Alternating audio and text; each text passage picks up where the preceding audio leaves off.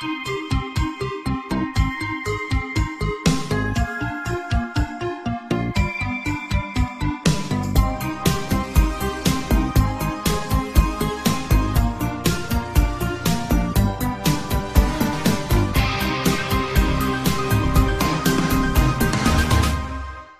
boiling river of the Amazon and the search for El Dorado lost city of gold.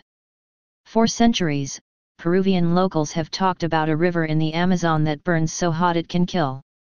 According to legend, Spanish conquistadors foolishly ventured into the rainforest in search of gold, and the few men that returned told stories of poisoned water, man-eating snakes, and a river that boiled from below. For Peruvian geoscientist Andrés Russo, the myth had fascinated him since childhood. But it wasn't until he was completing his PhD project on geothermal energy potential in Peru that he began to question whether the river could actually be real. According to the experts he spoke to, the answer was a unanimous no. After all, hot rivers do exist, but they're generally associated with volcanoes, and there are no volcanoes in that part of the country. But when Russo went home over the holidays and asked his family where the myth had come from, his mother told him that the river didn't just exist, she and his aunt had actually swum in it before. It sounded pretty ridiculous, but in 2011, Russo took a chance and hiked into the Amazon rainforest with his aunt, and saw the famed river with his own eyes. Much to his disbelief, it was steaming hot. "When I saw this, I immediately grabbed for my thermometer," said Russo in a TED Talk back in 2014. The average temperature in the river was 86 degrees Celsius, not quite boiling but definitely close enough.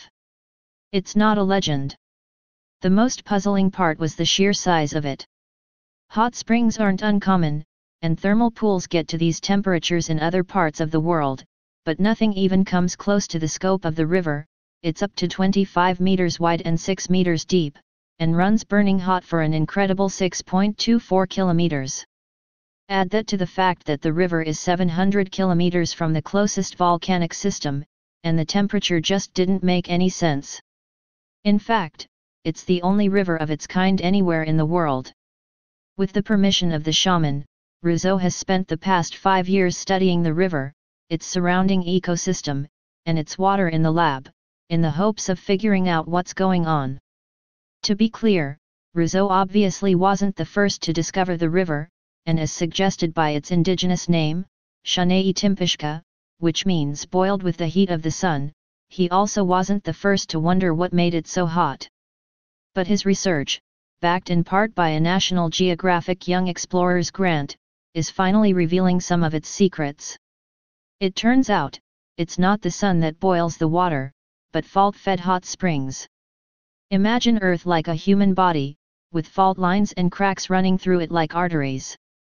These Earth arteries are filled with hot water, and when they come to the surface, we see geothermal manifestations, like the boiling river. Chemical analysis has revealed that the water in the river originally fell as rain. Russo now hypothesizes that this happens far upstream, perhaps as far away as in the Andes, and along its journey seeps down into the ground, where it's heated up by Earth's geothermal energy. It eventually emerges in the Amazon, at the boiling river. This means the system is part of an enormous hydrothermal system, the likes of which haven't been seen anywhere else on the planet. Even more exciting, Russo has worked with biologists Spencer Wells and Jonathan Eisen to sequence the genomes of the microbes living in and around the river, and discovered brand new species that are able to survive the heat. Of course, as fascinating as the river is, it can also be deadly. The water gets so hot that Russo has regularly seen animals fall in and slowly start boil to death. The first thing to go are the eyes, he explained in his TED Talk. Eventually, the animals can no longer swim, and water fills their mouths and lungs, causing them to be cooked from the inside out. Gruesome. Still, people do actually swim in the river, as his mother claimed, but only after heavy rainfalls when it's diluted with cold water. More often, the water is used to make tea and for cooking. Russo will now continue to study the river and its source. But his main focus now is how to protect the river and its surrounding land. While his results are ready for publication, he's refusing to release many of them until the Peruvian government will guarantee they'll put appropriate conservation measures in place.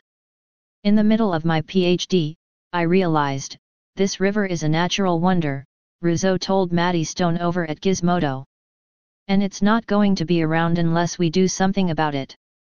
He's just released a book called The Boiling River on his adventures, and is hoping that by spreading the news about the unique system, people might take on the cause themselves and decide that the site's significant enough to save from loggers and developers. I don't like the concept of one person leading this charge. I think it's about building a community on an international scale, said Russo. The planet's gotten small, and natural wonders like this are few and far between. So if the river is real, then El Dorado must be as well. The boiling river was one of the clues on the map. Stay paranoid, my friends.